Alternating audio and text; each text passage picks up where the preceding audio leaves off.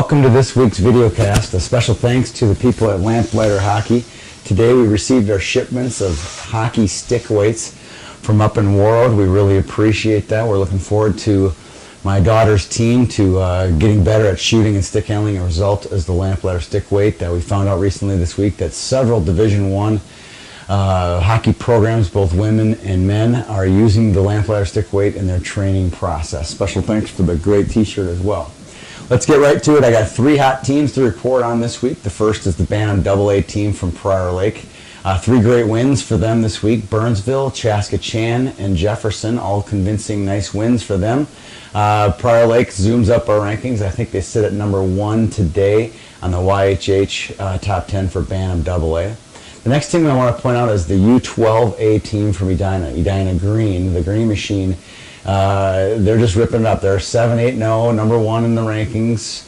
But most importantly, they're the only undefeated team with more than 1 or 2 games in their records. Great squad. I've seen these guys play. These girls can really play. There are a lot of future superstars on that team. Final team I want to point out is Lakeville South in Pee Wee AA. Great squad. They took Edina, who I went on record saying I think is going to go undefeated this year at Pee Wee AA. They took them to the brink. They lost 3-2 over at Minnesota Maid on Thursday night. They have a really nice team, 3 balanced lines, some good goaltending. I don't think they got great goaltending the other night, but they will definitely be a team to contend with come regions and state this year. Good job to all those 3 teams. I got 2 thumbs up this week. The first goes out to all the holiday tournaments that are coming up this week. There's going to be some awesome hockey. Some great teams are going to play great teams. Some teams are going to shoot up. Some are going to shoot down in the rankings. It's going to be awesome. We got a great tournament at Eden Prairie at both Pee Wee A and Bantam A. Obviously, some good tournaments, some sub-tournaments as well, like Burnsville, Hopkins, are great tournaments as well.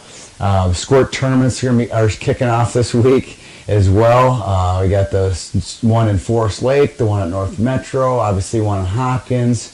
Some great hockey going to be played this week and can't wait for it. The other thumbs up goes out to the 417 people who are putting in scores to our site.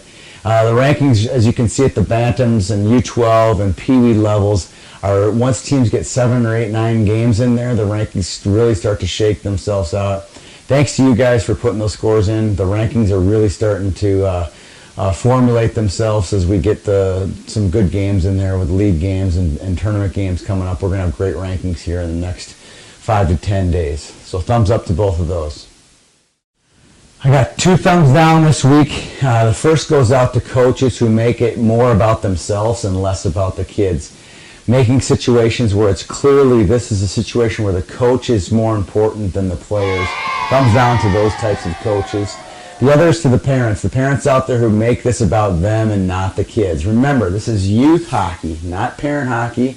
This is the sport that people come to watch. Hundreds of people come and watch. Go to an old man's hockey game sometime. Watch how many people are there.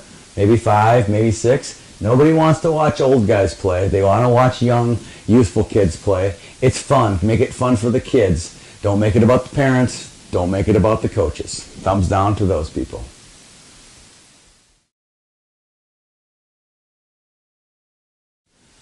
This week's featured player of the week is Cole Jacobs from Wyzetta. It's not your average featured player of the week this week. It's a Thanksgiving edition. Cole's a Pee Wee AA player from Wyzetta, an outstanding player, but even better is his story. He found out when he was an infant that he had a rare liver disease and lived for 9 years without a functioning liver and finally got a transplant when he was 9 years old. The story's a fantastic one. I choked up a couple times as I was writing it and hearing the tales from Mom and Dad about what Cole went through to get the transplant and what went into it. I've had a chance to watch Cole play a couple times this year. He's a fun kid to watch play. Good luck, Cole, to your team the rest of the season.